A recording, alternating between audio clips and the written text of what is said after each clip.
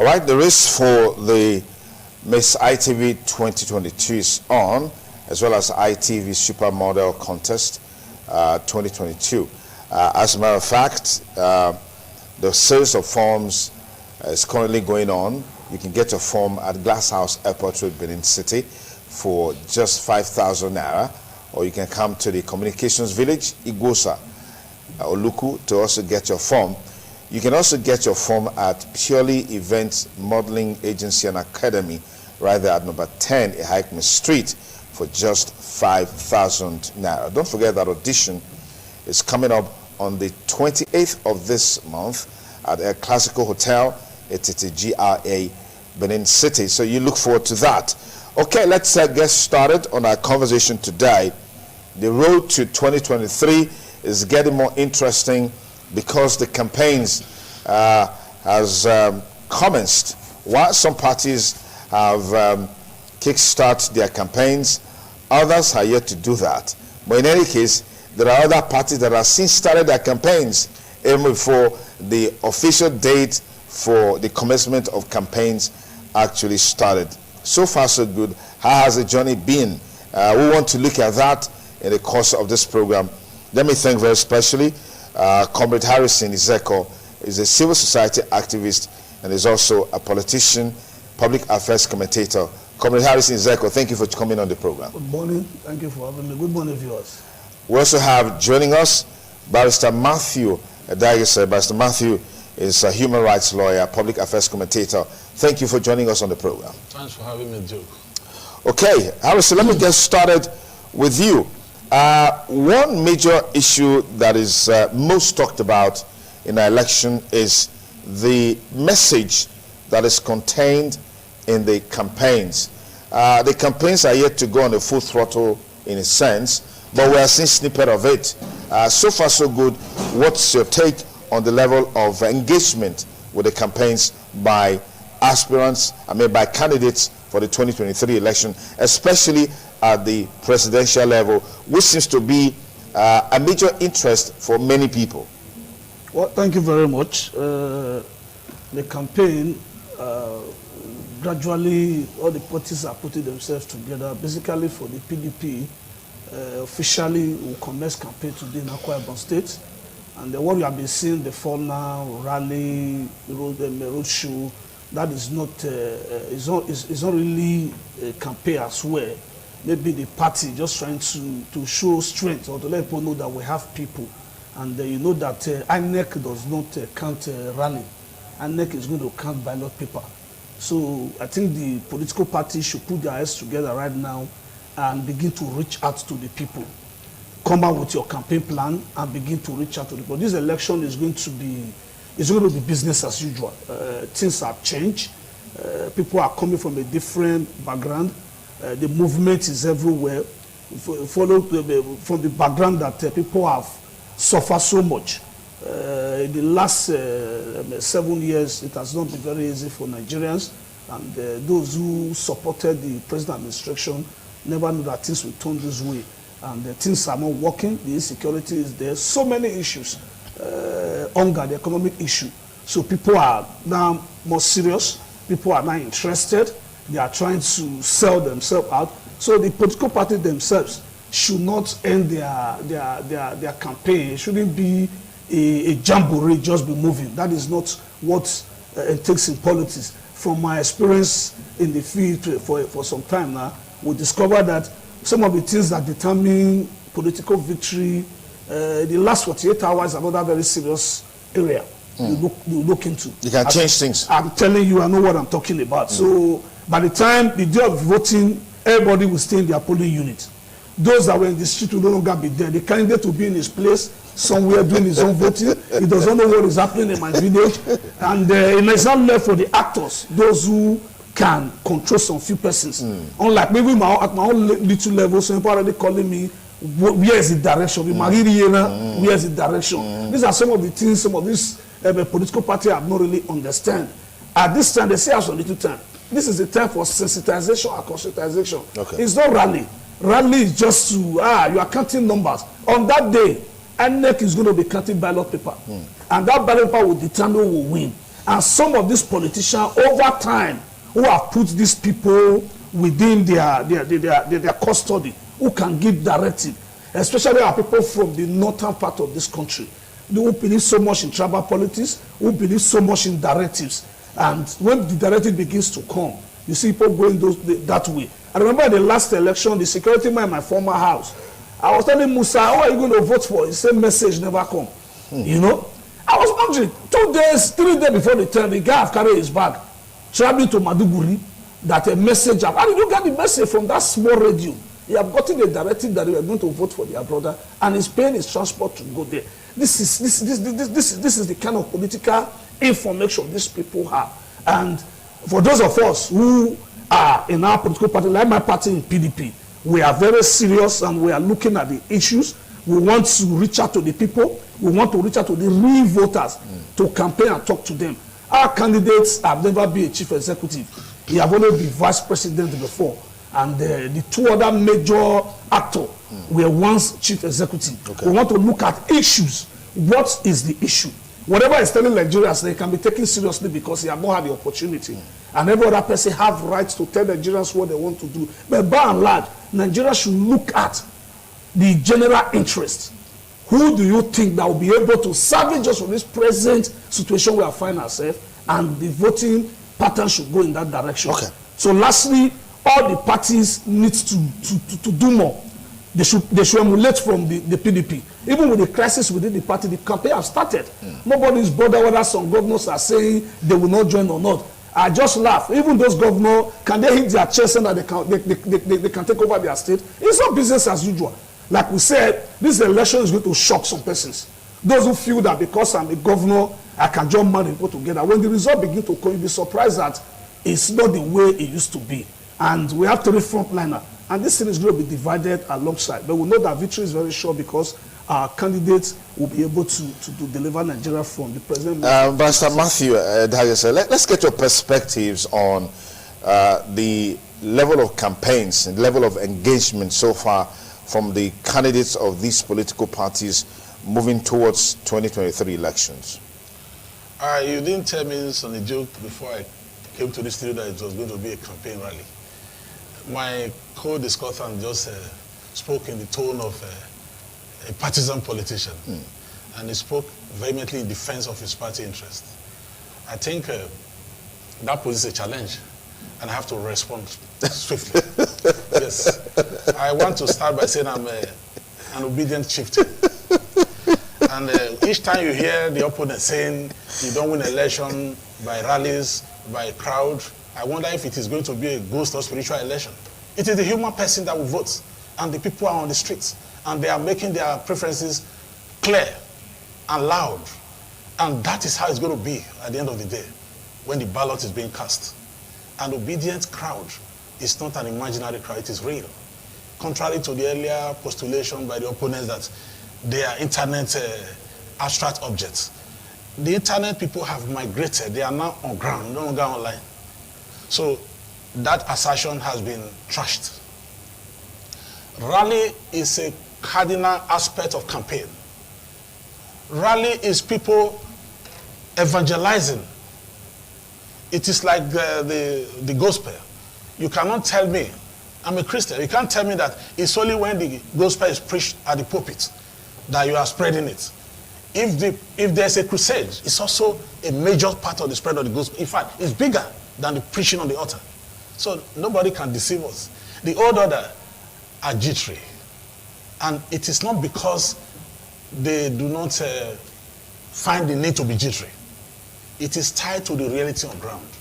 As much as they want to wish it away, it just refuses to go like the ghost of Caesar. It keeps reappearing. The truth is that this election is going to be a watershed. The people are taking the mandate and they will give it to whoever they choose to give. It's no longer the question of, he said, people giving directives. That sounds like a slave-master relationship. Democracy is a game of numbers. It's a game of freedom.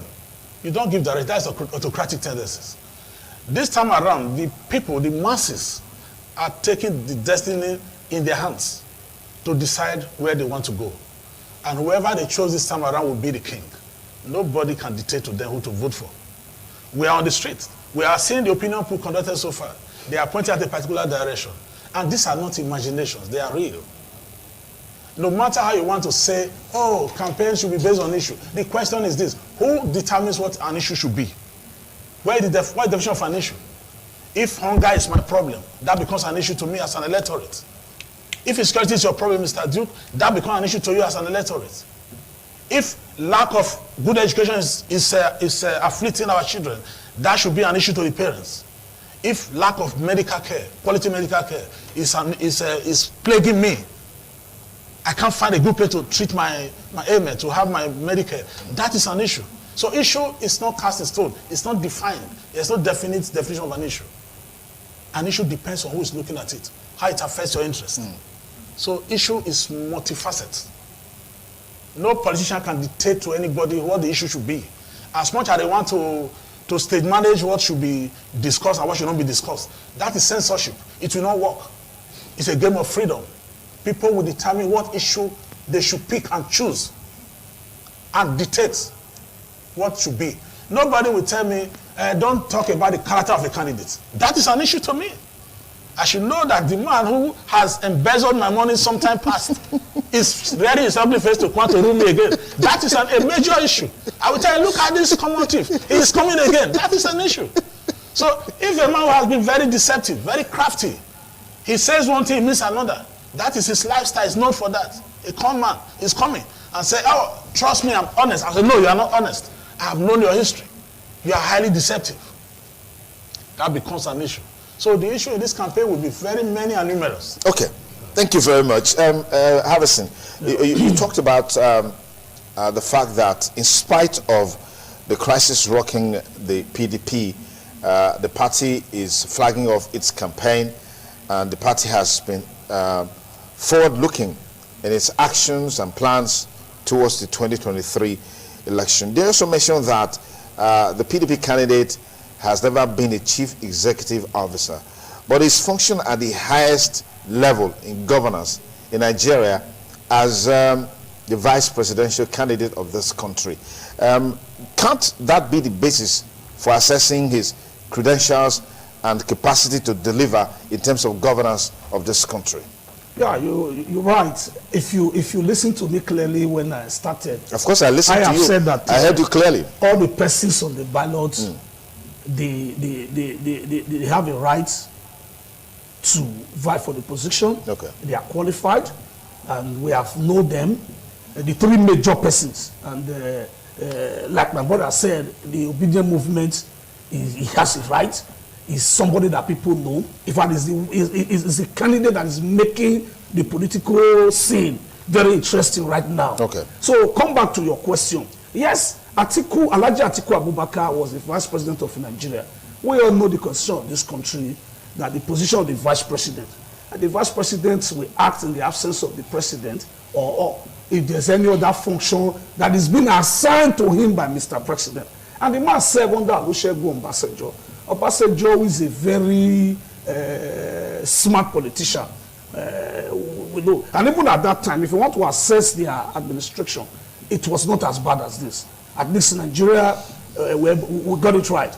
The issue of telecommunication and all that, you can point out what that government did when they said. After that time, they have not served in any other capacity in this country to hold an executive position. That's what I mean by that. Yes, he's going to be accessed. The man have offered himself for the job. He have won the primaries. That is our candidate as a party person. That is where we kill behind. And we are saying this morning that Alhaji Atiku Abubakar have the capacity, have the intelligence to actually bring Nigeria from where we are right now. Okay, are you aware that the former president Olusegun Obasanjo has made some very scathing remarks about Alhaji Atiku Abubakar during their time together in governance? Do you think that will count in this election? See, Obasanjo cannot be taken seriously. Obasanjo, all the kind of Obasanjo have supported have brought Nigeria to where we are. Obasanjo supported Buhari in the election that brought in Buhari now. So he has said so many things about different persons. So today he said this. At the time, he has also supported Atiku that it will be is optional. So people have rights to whatever they want to say. I think that shouldn't be an issue.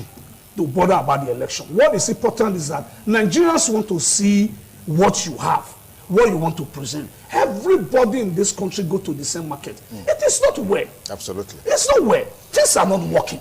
So we want to, the people will come out and assess all these candidates and see what they are putting on board, what they are bringing.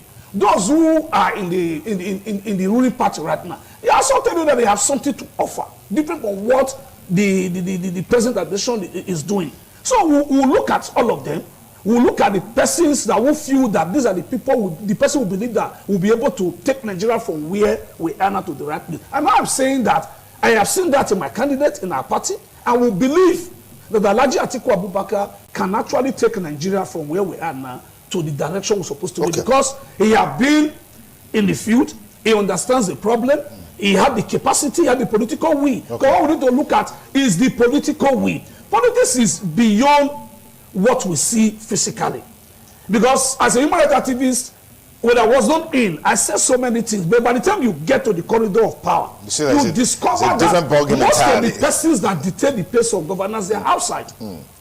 They are outside. Even some of these people who criticize that this thing is so, in the night they come back again and align with this set of persons again. Now, it takes somebody with courage, somebody that can take some decision without looking at the other effect. You saw the decision that was taken by Alhaji Atiku Abubakar over the vice presidential, who will be his vice. No politician will take such risks. But these are the kind of people we look at, who have said, I am a risk taker, let's do it. Whatever be the case, we'll take it. So I want to urge Nigerians that we should look at the issues. All right, let me pause you there, Harrison.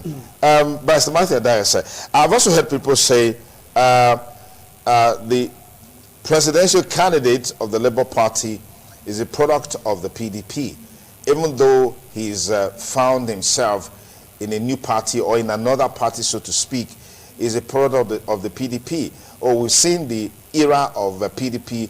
We are aware of what they did to this country, the impact that they made. What do you make of such statements now that he's running as a presidential candidate of a party? I mean, the last time around, he was a vice presidential candidate of the PDP. It is not an accurate history, political history, to say Obi is how did you describe the product of the PDP? Product of the PDP. No, that's not correct. He wasn't a PDP governor. He was an ABGA governor. So if anybody's going to go back to the history of Obi, they should be talking ABGA. He was never a governor under the PDP. That he ran as on a joint ticket with Atiku. They didn't win. So to say the PDP is distortion of the facts. They didn't win what? They didn't win. Atiku did not win. Yes. So when you are talking about Obi, talk about his status and former history as a governor of Anambra State, an ABGA governor for 2 terms. He didn't run for that office under the umbrella. But he's not contesting under the platform of ABGA right now as we speak. He's in another platform. The last time he went to another platform, they lost. Now he's on another platform contesting as a presidential candidate. I want history to be properly narrated. He's a product of ABGA. He defeated PDP in Anambra State, defeated other parties. So that should be credited to him. He's a giant killer by character and form. So that cannot be hidden under the carpet. It can't be swept with that long broom under the carpet. We will assume it and show it to the people. Somebody who ran for election twice and ruled a state maximum of 8 years, 2 tenure. You can't wish that away and begin to now jump history to start from the middle. Most of us are product of those parties you are talking about. I have a PDP background too. I was a foundation member of what they are calling APC now. Ask the big shot there, they will tell you. That does not make you who you are. It is your character that portrays your person and your actions. Obi should be judged by what he did as a governor in Anambra State for 8 years. Obi is the only governor as we speak now that is not receiving pension after leaving office. Other people, his contemporaries, they awarded the national legislation and awarded humongous pension to themselves. Even those who are credited to be richer than the states that they governed, and even several other states combined, They are still drawing pension from their state accounts. If that person, Obi, could sacrifice that, he said the state need more of that than myself. We should give him credit for that. It means it's not greedy. It's not self-centered. No, I'm sure Atiku Abubakar is still receiving his pension as a former vice president. But do you have proof to that? It's not a record that he has rejected it. So if he had not said, I'm not drawing pension, there's a presumption that he's drawing pension. So that could be an assumption. It's not an assumption. He's entitled to it. So it's not a crime for him to draw pension. I'm telling you that somebody who is entitled to pension is saying, I don't need it, he's sacrificing for the state development. We should applaud that. Not many people in our clan will do that. Some will virtually even pick the pockets of from pension fund meant for the poor. He rejected his own on ground of principle and character. That is that. Such character trait is rare, and Obi possesses it. Now, going to the history of Anambra before Obi took over. Anambra was not a state that should be mentioned when you are talking of progressive state in the country in terms of leadership. But the majority of them, they were out there. It was a crisis-ridden state. Leadership without direction. Obi came, pick education from ground zero to top. Talking about education, that is the window of societal development. If you don't get education, you are not thinking of development and progress. Obi achieved that. They are not saying that. You know, Anambra State, they used to describe it as a state for traders. They don't have education. It's not their priority. But today, Anambra tops the list. Obi achieved that. Nobody is saying that, but I'm telling you now. That is why I keep telling people, go and verify.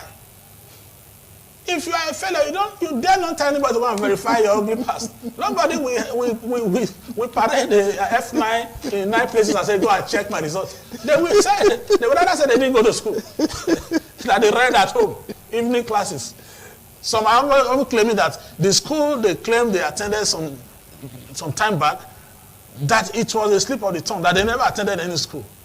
That they were prodigies who taught themselves and manned their script and awarded themselves a home certificate. That's where we are. It's as bad as that. Obi is not in that class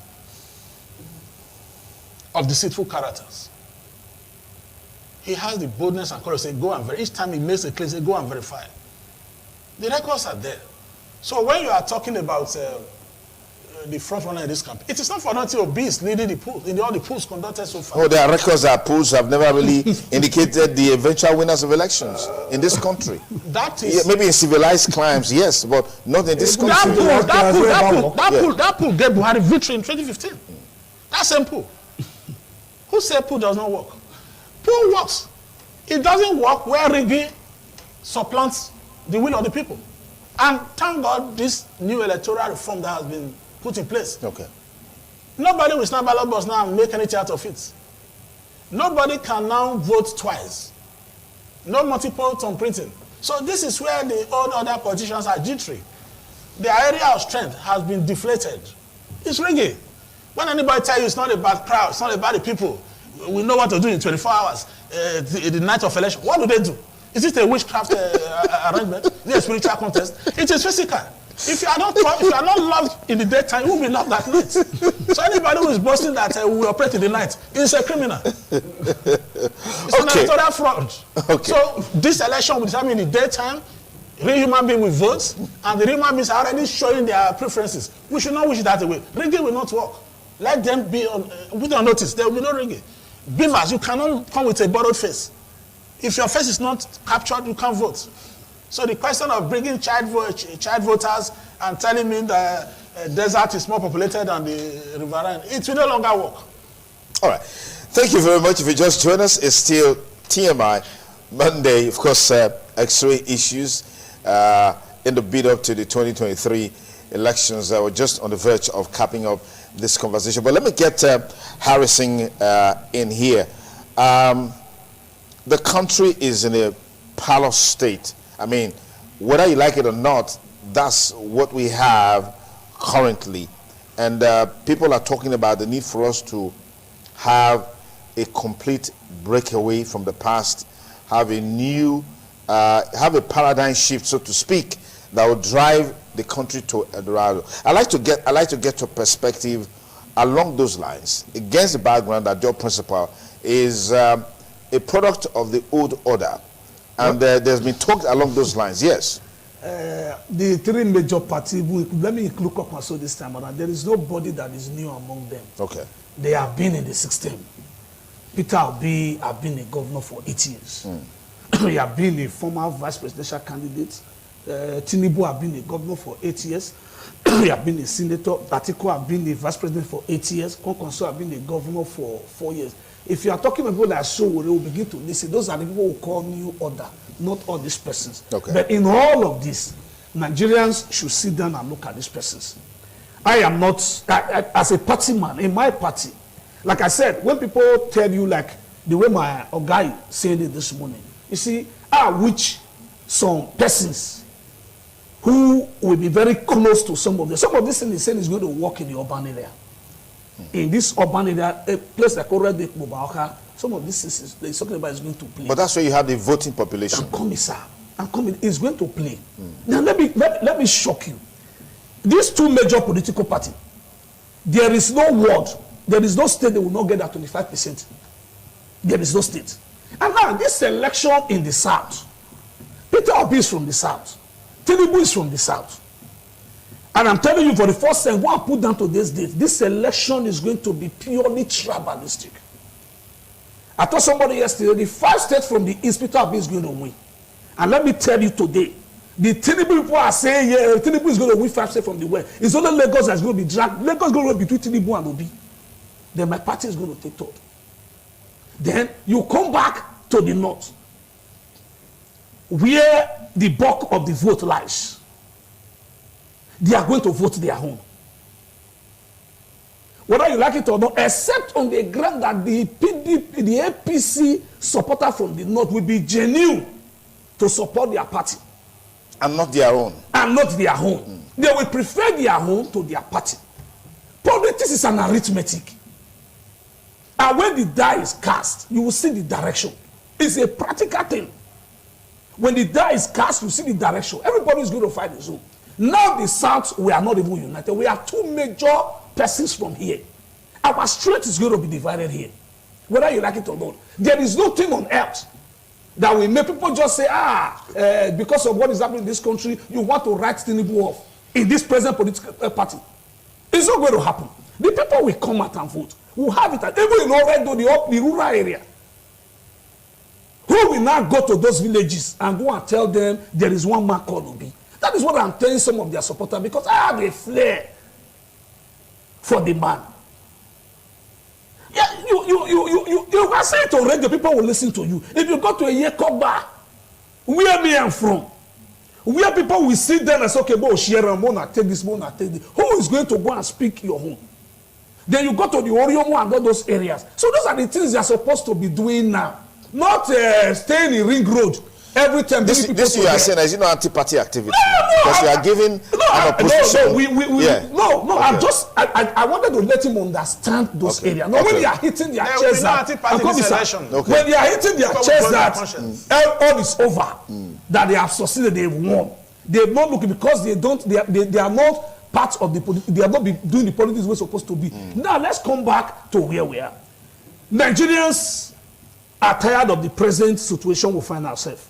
Like I said before, my principal, the candidate of our party, I have never been a president. I have never been a governor.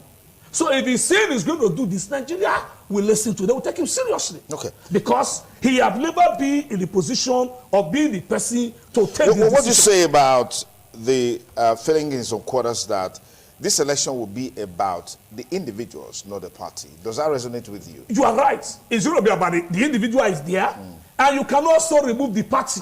The individual, people will look at their pedigree, where they are coming from, what they have done before, their past. What is their impact in this country, Nigeria? Okay. As you are aware, Atiku employ over 10,000 Nigerians. Atiku is a businessman here. Okay. People will look at their past. Then the political party will play a role. If anybody tells you that structure does not matter in politics, it's a lie. Because in the 774 wards, and we're coming back to the units, people are going to be there on that day. Let me get Barrister That is where the limitation will come. Give me your perspective on these permutations and combinations that Comrade Harris Nzeko has brought forth in terms of the regions and the states.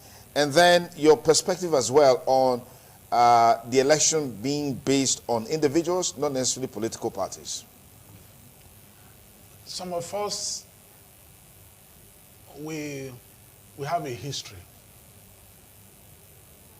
that is very wide and rich in terms of knowledge of this country.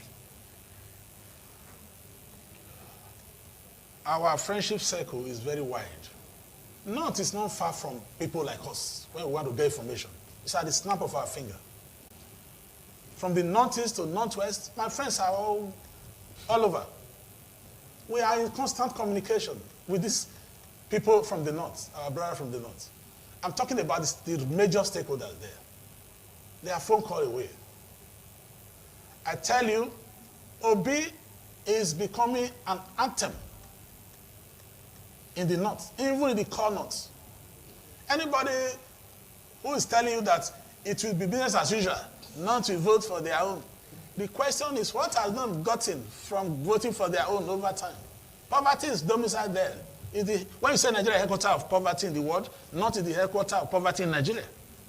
So if I have been voting for you because you are my friend and I have been having misery and penury to show for it, and you come again, won't I throw stone at you and push you out of my house? You want me to die to service your greed? So the northern Kalakawas, they have woken up from their slumber. This is why the northern oligarchs are jittery.